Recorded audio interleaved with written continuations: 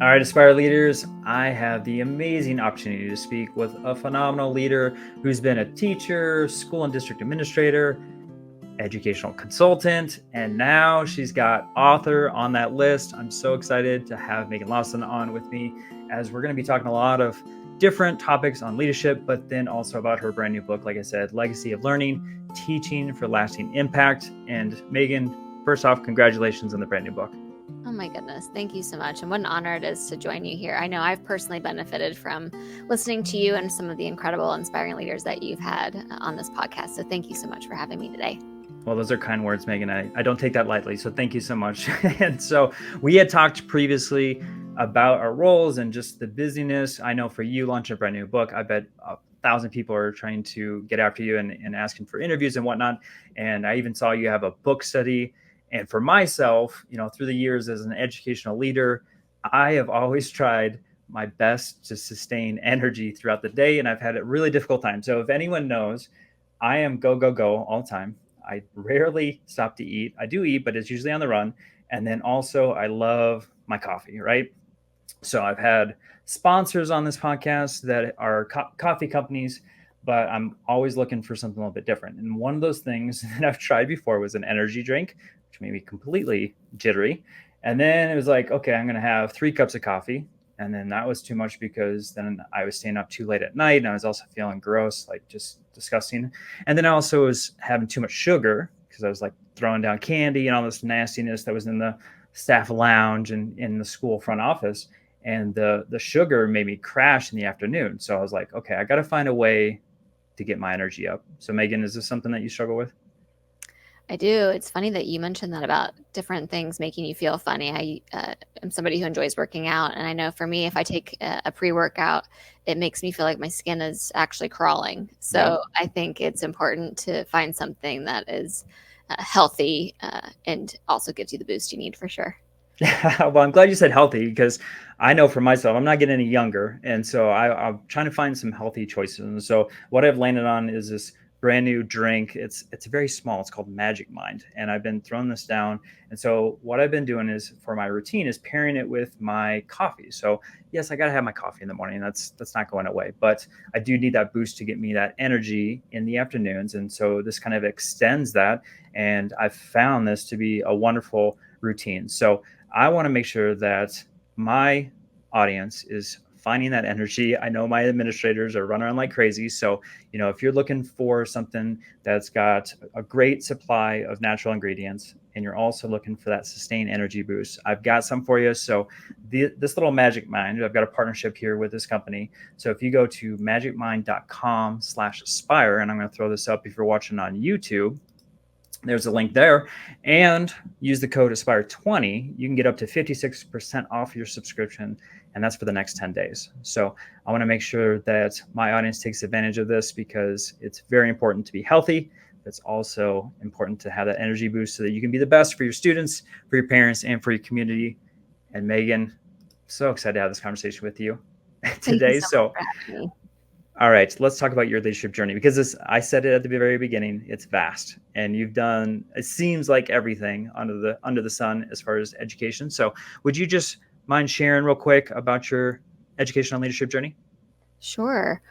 I've never been someone who has been focused on titles or climbing some kind of proverbial ladder. I'm someone who just wants to do work I believe in with people I enjoy. And I really am a lover of learning who believes in the goodness of people. And that has led me into some incredible spaces with some really talented, mission driven, incredible human beings in our profession. So for me, I started my career as a high school English teacher. And my journey into education is actually not an inspiring one. I've heard people talk about, my parents were teachers and I always knew I wanted to be a teacher, or I played school growing up, or I got into teaching because I had hard experiences myself and I wanted to get in there and change what school could be. I actually was a classically trained dancer. So I wanted to move to New York, dance on Broadway, live out of a backpack, just live that dream. And I was raised by a very practical single mom who said, that's wonderful. But that's, can be very challenging to do. And you need a backup plan and you don't need a college degree to do that. So begrudgingly, I chose a major and, started my career as an uninspiring start to my career. But I've learned that experience is needed in order to develop passion. And so in my case, the more experience that I've had in this profession and opportunities I've had to learn from so many incredible educators and students in my classroom, the more my passion has grown for our profession. So I started in the high school English classroom as a ninth grade English teacher. And I will be the first to admit that I chose high school because I thought that people would think I was smart and impressive by teaching high school. And I learned very quickly how hard it is to be a great teacher, no matter what level you're teaching at, but also how important it is. I think that's what's kept me coming back. So after about 4 years of teaching high school, I realized that maybe a different grade level would be a good fit for me, a different level altogether. And I'm 7th through 12 certified, landed in the 7th grade English classroom. And that's where I learned in the middle school how to be a good teacher and how to manage all kinds of things in the classroom and kids at a variety of developmental levels. And I learned how to get over myself a little bit and instead realize, that behavior was communication and feedback for me and how to make things fun and interesting for all of us. And so I had a high school or a principal at the time in the middle school who said, have you ever thought about becoming a principal? And I remembered saying to her at the time, I believe my exact words were, why would anyone want to do your job? Your job looks terrible. And she said, no, if you really, there are many ways to make an impact outside of your classroom, not just through administration, but one way is, through school administration. So became an assistant principal at a middle school and left to go to a district office role for a while. Then I was a consultant at an educational service center. And at that time, there was a school that needed a principal and they contracted me out to be an elementary principal for the year. And that was pretty cool. It was the year COVID hit. Wow, what a wild ride that was. And then after that, I fell in love with the district I was in for that role. And they had this role open up, which I'm currently serving in as the director of secondary teaching and learning at a school district here in the Cincinnati, Ohio area. All right. So, Megan, I love having guests on with like a variety of different titles to the name and leadership. And that's one that I know looks different in each different district in different states. So for your role right now, what does that entail? Like, what are you over and what are you working with? That's a great question. I think there are a lot of people who are like, what do you do every day? Right? Because Yeah. those words, teaching and learning, could be a million different things. Right. So one area that I lead in is in the area of special education. Yep. The other area, when you think about, curriculum, instruction, assessment, I work very closely with principals and instructional coaches in building leadership teams and a variety of capacities, including looking at our curriculum, but also, professional learning for teachers. And something that's really important to me, I know I've used a lot of big words, about titles and big, like, oh, wow, that sounds like big work or something. But at the end of the day, if nothing else, there's two things that I hope people would know would be true about me. One is I think the word we is really important in this work. And I get to work on some incredible teams. And there's nothing that I ever achieved that I didn't do with a group of people. And we all share pride in our work together. But also, I think teachers create what they experience, as Katie Martin would say in her book, Learner-Centered Innovation. And I hope that by taking really great care of teachers and their learning, they're more equipped then to take great care of students and their learning. Well, let's talk about that because, being in a district role, obviously you are over a lot of different folks in the district. And so, you were talking about that team aspect. So how do you get that instilled as far as like, we're here for the collective whole versus our own individual achievements? I love that question. Well,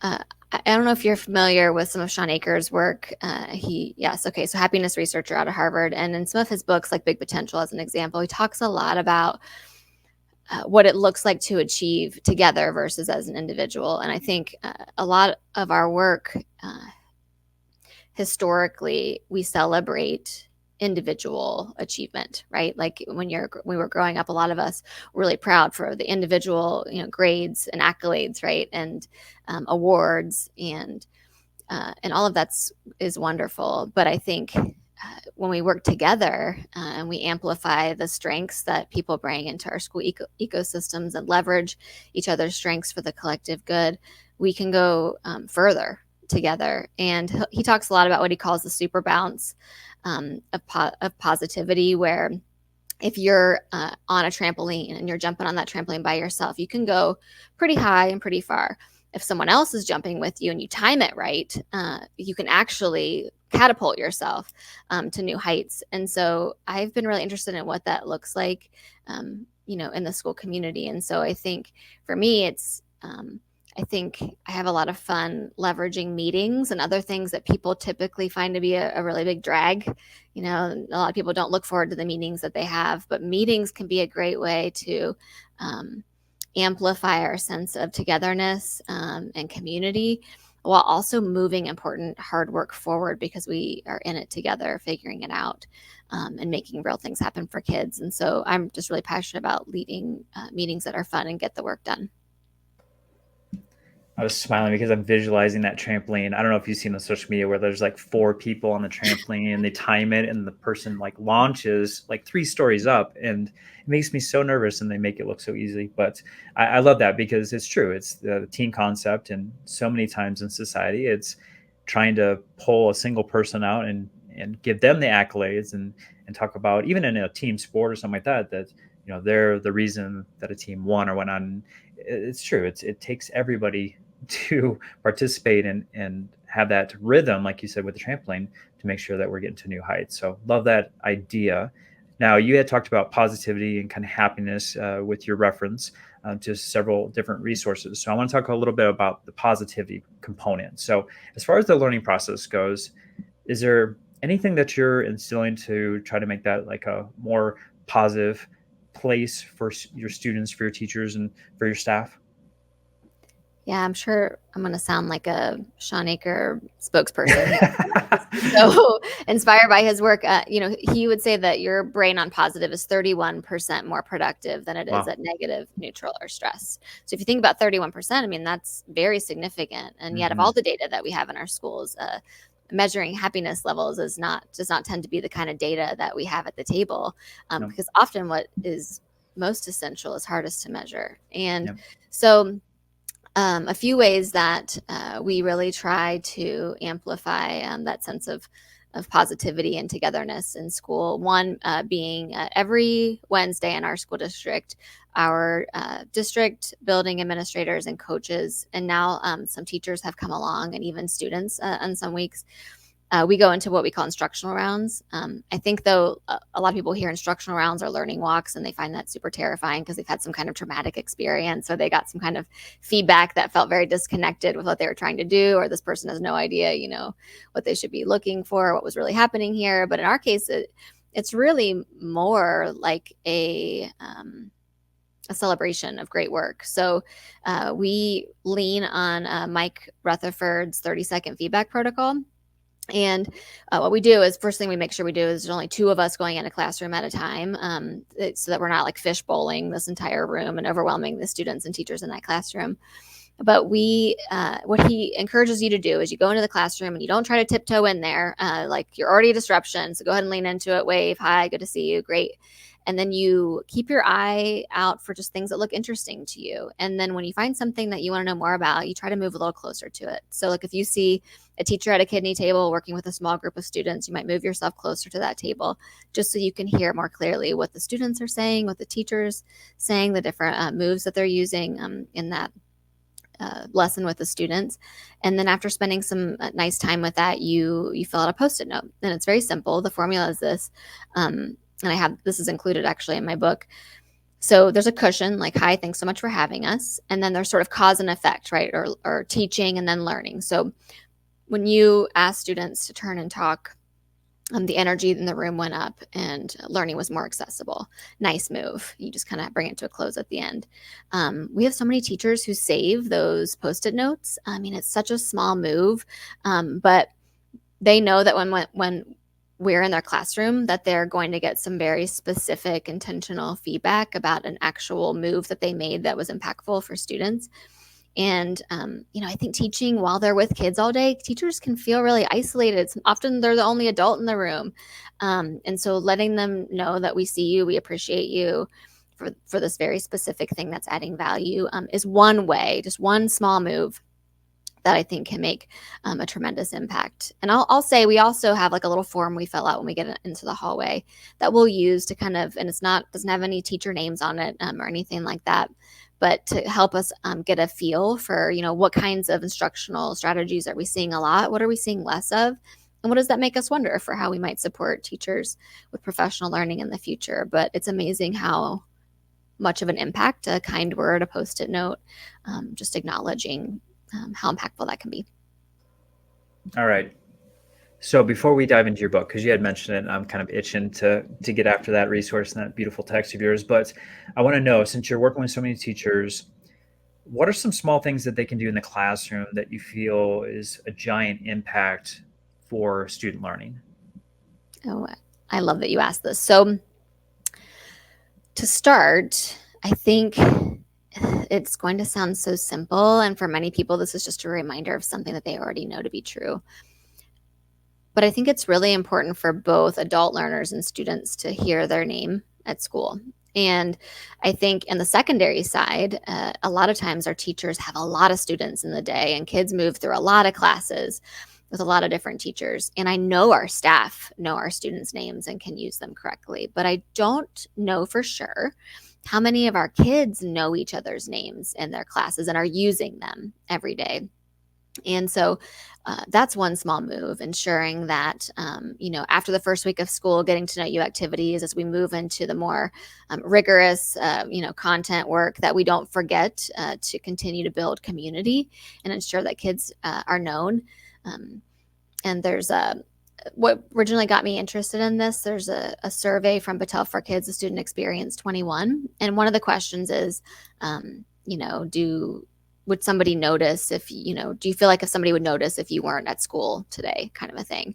And I think, it's not just about teachers noticing and appreciating students and creating belonging. It's about all of us in our community, whether it's staff to staff or student to student. So that's one thing that I've been thinking about. And along with that goes even just greeting students at the door.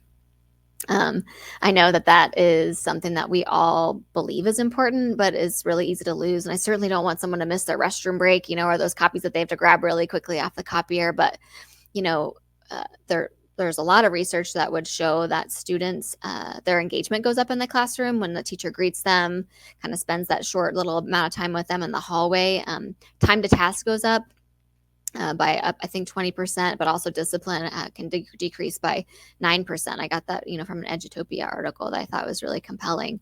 That doesn't require hardly any planning, but it certainly requires daily commitment. Other things, I think the sweet spot for putting students in groups in grades 3 and higher is supposed to be 3. I was somebody who just always put kids in pairs or put them in 4s as a teacher. I don't know why. I guess I just really liked even numbers. I wish I had stumbled upon that sooner. And also just the value of movement in the classroom, and non-permanent vertical surfaces, as you would hear about in building thinking classrooms for mathematics. Not to be dissuaded by that title, because anybody could learn so much from that book, but allowing kids to talk about the math or about the content while, working on something that feels lower stakes because, you can erase it, or it's just, a piece of poster paper, tends to increase learning. So those are just some examples of moves that I see great teachers making every day, that are small, that don't require a heavy lift on the planning side, but can have a big impact on student achievement. Yeah, I love those suggestions so much, Megan. Those are wonderful. And I love that you have the data to back that up. And students and teachers, everyone in the building, they're longing for connection. And so it's important to, like you said, not only have that for the student with the teacher relationship, but then also student to student. So there's ways that we can do that in the classroom to enhance their experience, and that connection, I think, is so beneficial. So love those. All right, let's transition to your wonderful book that just launched, Legacy of Learning, Teaching for Lasting Impact. Megan, I want to know what inspired this idea and who did you write this book for? Awesome. So I blog every week. That's for me as a learner. That was something that George Couros has encouraged so many educators to do, that he's Yes. inspired.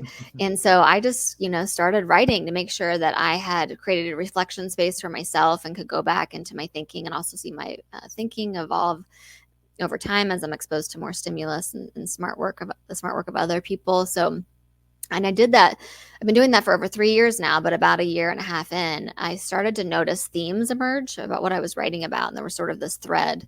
And it just occurred to me that I wonder if this is a book, because I seem to really care about these things and be talking about them a lot. And so that was really the inspiration for this book. And as far as the people that it's for anybody working in a school. Really, it's for teachers. It might be for people leading teachers, but I think the themes, when I talk about that thread or the themes that come up, I think a lot of us are feeling overworked, overstimulated. We found a way to overcomplicate a lot of the aspects of what this profession is. And I don't think it needs to be complicated to be impactful. And so this book is about, making that meaningful impact that we all desire, while also ensuring that the work is manageable and fun. There's so many people who will say, man, these jobs used to be fun. And they can be fun, and we can make an impact, and we can do all of that without losing ourselves in the process. And I tried to write an honest book, not a heroic one. It's just my own journey. In order to write a book that I thought might make any kind of difference to even just one person reading it, I had to be real about it. And so it required some vulnerability on my part and talking about some of the, it's not like a Britney Spears tell all or anything like that, but it certainly does not make me look like I had it all together, because I didn't, and I still don't. You're not dancing with knives, Megan, Nope. on social media? Okay. Well, let's talk about that transparency, because even before we push record, you had talked about, like, I'm not a perfect educator. I've made mistakes. So, is there something that you wrote in the book that you felt like, what, I struggle with this. I know a lot of teachers or educators are going to, if they're young or inexperienced or maybe just in their journey, and I want to make sure that they don't make the same mistake I did. Is there something that you could pull from that book and just share with my audience real quick? No, I'd love to. There's a lot of things that I wrote Oh, about. I figured there was. Spirit. Yeah, you nailed that. So even perfectionism itself, there's a Sure. whole chapter and another chapter that's adjacent to that one that is about people pleasing or seeking the approval of others, or perfectionism. And my own working definition of perfectionism, and I don't claim to be some kind of expert. I'm sure there's no thesaurus that could support, the words and definition that I'm going to provide. But for me, um, perfectionism is not just about being obsessed with getting it right. My version of perfectionism is sometimes having unrealistic expectations for both myself and the timeline in which I can achieve something, or the amount of things I can achieve well at one time. And so, like I said earlier, I was a classically trained dancer. So being in the ballet world, everything is about placement and everything being perfect, and every little detail needing to be exactly right. And I carried some of those habits with me into our profession. And I think for a lot of teachers who did really well in school, as an example, got good grades and turned everything in on time, and, received that praise from their teachers, we sort of came in with these expectations that, like, that was how teaching was going to go, and that we're going to just know what to do at the right time and make the right decision. Um, and there's no room really then for play and creativity and the messy part of learning if we expect that we're going to do something, we're going to execute perfectly on the first try. And the truth is, our kids don't need people, shiny perfect people who execute things perfectly on the first try. They need deeply human people who are going to model what it looks like to be a learner and to love yourself through the process of growing and evolving. Yeah, that's a hard lesson for teachers in general, myself included. And yeah, as a leader, I was always trying to tell my teachers, like, it's okay. Like, if you make a mistake, just own it in front of the kids. And that's modeling appropriate adult behavior. Like, even just that small thing means a lot to kids, because, they're not going to put you on a pedestal and think you're perfect. It's not possible. So I love that. Yeah, like you said, learning is messy. So lean into that a little bit. All Yeah, right. I mean, I was humbled and with a 7th grade student to give you a story of the kind of stories that you might see in my book. And I noticed that I was teaching a lesson, and that it's never a good sign if you see a middle schooler keeping tally marks on something, right? It's like, what are they keeping track of right now? Eek. And I moved I've myself a seen this little happen closer. before. Have you? I know. It's like my heart dropped. Uh-oh. What's happening in this room that I am not tuned into right now? Yeah. And it was me. He was keeping track of the number of vocal fillers I was using when I was talking to the class, the number of likes and the number of ums. So much so that he differentiated the two. So we had the tally marks for the number of likes, the tally marks for the number of ums. And I'm embarrassed to tell you that there were a lot of tally marks. It was great feedback. It just did not make its way to me in a way that felt good. So I asked him, if he'd hang back, because I wanted to ask him a couple questions at the end of class so the class clears out. And I said, I noticed that we were keeping some tally marks, and of course his face is getting all red. And I said, no, this is really great feedback for me. I had no idea that I was using that many vocal fillers. I said, the thing that I was hoping we can work on together is how that feedback is given to me. And because the way it came about, it just was really hard for me to receive it, just sort of noticing you kind of chuckling to yourself while I'm trying to teach my lesson.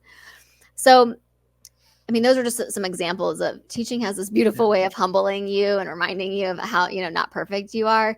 And even in the way I handled that situation, I tell the story in the book that I had this great moment with him. And at the end of it, I said, I was trying to lighten it up because his face was very red. I was, the next time that I'm grading papers in this class, I didn't realize that perfection was the standard. Like, I'm going to remember that, the next time that I grade your paper. Then I laughed and I said, I'm just kidding, kind of a thing. But like, that sounded punitive. It sounded like a little bit like I was going to be like retaliating. And I think sometimes, we hide behind sarcasm a little bit, and it can tear down relationships. And I think that's an example of a story that I just go ahead and name for people, like both that I struggled with vocal fillers. I had a kid who was keeping track of it in class, but also I didn't handle perfectly that situation. And I learned to handle it differently in different contexts in the future. So, Sure.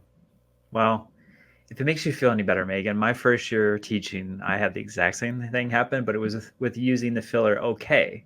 So I was nervous, in front of my students, and someone took the tally marks, but then he decided to announce it into the class as to how many times it said okay. And I just said, thanks, buddy. I'll make sure I do better next time. And I kind of left it at that. And I think I turned red as he was announcing it to the class because I was a little embarrassed by that. But yeah, I mean, what a middle great school reaction students. you had, Right. like you acknowledged it. And you said, I'm going to work on it. I think that was Yeah. wonderful. You didn't say, I'm going to remember that the next time I grade your paper. I'm going to get you, buddy. You just wait. Right. After school, outside.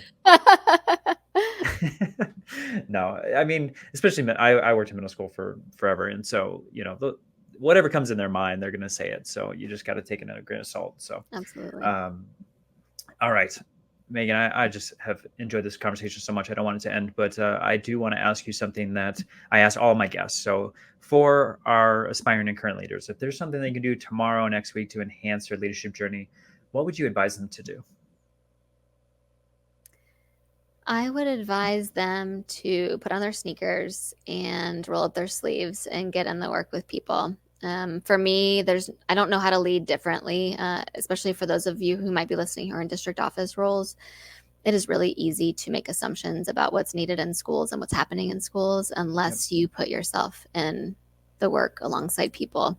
So I would say just get in there and listen and try to be of some kind of support. Yeah, love that. Yeah, it's hard to hard to assess what's going on if you're not there personally and seeing it firsthand. So great advice, Megan. I want my folks to, one, pick up your book as quickly as possible, but also I want them to connect with you either on your website or on social media. So will you just share how they may get in contact with you? Absolutely. So I love connecting with and learning from educators. So I hope that people reach out to me and that we can follow each other. So my best learning comes from people in the classroom and people leading schools. So you can follow me. You can follow me at meghanlawson.com, where I blog weekly. You can, sorry, my cat would like to be part of the podcast. It's all good. You can follow me on Instagram at Meghan Lawson blog. Or you can follow me on X, Meghan_Lawson. And my first name, my mom wanted to make it complicated for people. It does have an H in it, a silent H. So it's Meghan. It's unique.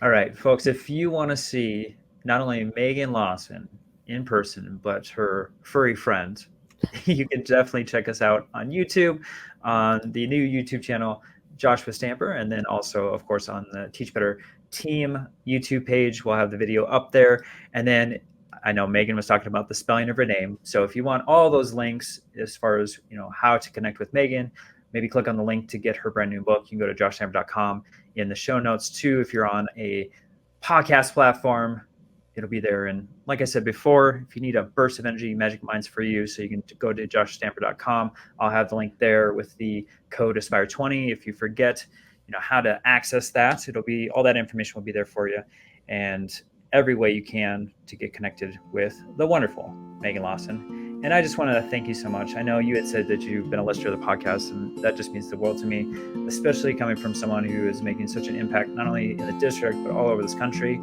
And I am just so proud and amazed by your work and this brand new book. So thank you so much for being a guest on Aspire to Lead. I've really enjoyed it. Thank you so much for having me.